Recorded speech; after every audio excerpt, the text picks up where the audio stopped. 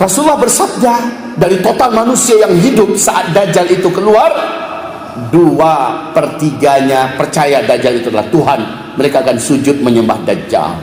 Kata Nabi, siapa yang murtad setelah dia menyembah Dajjal, setelah Dajjal meninggalkan kotanya, dia tidak akan pernah kembali ke dalam Islam selama-lamanya, dan dia akan menjadi ahli neraka, kekal di dalamnya selama-lamanya. Naudzubillah. Makanya Nabi haramkan, jangan pernah kamu berjumpa dengan Dajjal.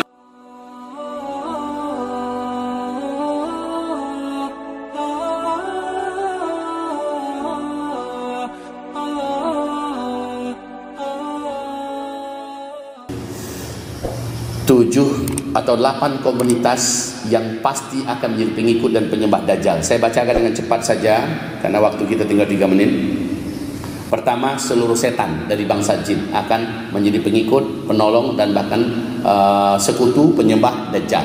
Yang kedua, seluruh orang Yahudi seluruh dunia. Jadi sekarang kan ada Yahudi berbeda-beda tuh. Ada Yahudi yang anti Israel, ada Yahudi tidak suka dengan kejahatan di Israel dan sebagainya. Tapi ketika Dajjal keluar, akidah mereka sama. Ini adalah sang Mesias yang agung yang akan mengajak kami menguasai seluruh dunia. Nah, ini seluruh Yahudi. Yang ketiga, seluruh ahli dan tukang sihir, ahli ilmu hitam, ilmu black magic, tukang sihir, tukang santet, tukang teluh, apapun yang profesinya arah-arah ke situ, paranormal dan sebagainya, seluruh mereka akan menjadi pengikut penyembah Dajjal. Yang keempat, seluruh orang munafik dari umat Nabi Muhammad, seluruh orang munafik. Sekarang Bapak lihat bagaimana orang munafik banyak bermunculan di mana-mana. Mereka ini ketika Dajjal keluar akan duluan sujud menyembah Dajjal. Yang kelima, wanita.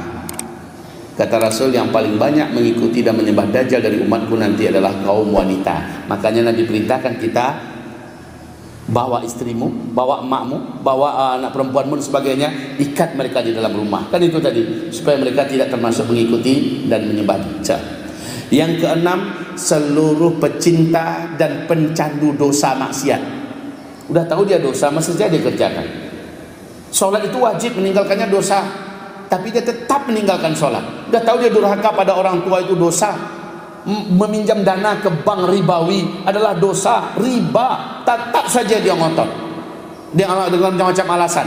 Orang yang macam ini, Pak, udah tahu dia zina itu adalah dosa, judi adalah dosa, tetap saja dia lakukan. Udah tahu dia memfitnah ulama adalah dosa, memfitnah orang yang tak berdosa adalah dosa, tapi tetap saja dia lakukan. Udah tahu dia korupsi itu adalah dosa. Tak mungkin mereka yang korupsi itu nggak tahu bahwa korupsi adalah dosa, tapi mereka masih lakukan. Dajjal muncul, imannya akan langsung hilang dan dia langsung sujud menyembah Dajjal. Ahli-ahli dosa, ahli maksiat yang suka dengan dan menunda-nunda taubat, mereka ini akan menjadi penyembah Dajjal. Berapa baru? 6. Yang ketujuh, seluruh pencinta seks menyimpang, LGBT. Sekarang LGBT bermunculan di seluruh dunia ya, di seluruh kota-kota, bahkan dah masuk ke pelosok. Innalillahi wa inna ilaihi rajiun. Musibah ini. Ini persiapan menyambut kedatangan Dajjal. Jadi pengikutnya sekarang itu sudah dikondisikan, wahai Bapak Ibu. Ya, LGBT ini. Berapa baru? 7. Yang terakhir, kelompok-kelompok radikal, komunitas-komunitas muslim, sekte-sekte sesat, dan muslim-muslim yang mengatasnamakan Islam tetapi mengkafir-kafirkan orang di luar kelompok mereka. Nah, ini akan menjadi pengikut Dajjal. Sekte-sekte sesat, aliran-aliran sesat. Kemudian muslim yang radikal, yang mengkafirkan semua orang di luar kelompok kami kafir, ahli neraka dan sebagainya. Halal darahnya, mari kita garap hartanya, halal wanita-wanitanya. Innalillahi. Ini kelompok-kelompok macam ini, Pak, ISIS contohnya. ISIS. Ya. Kalau di Indonesia NII, ya. NII, LDII dan sejenisnya yang pernah mengatakan bahwa siapapun di luar kita tidak, kecuali kalau mereka sudah tobat, mereka sudah berubah seperti kita. Kita tak boleh mengkafir-kafirkan orang di luar kita, Pak. Kecuali dia betul-betul sudah melakukan perbuatan yang nyata-nyata kafirnya. Udah dinasihati tetap ngotot dia di situ, ya, seperti Syiah dan sebagainya.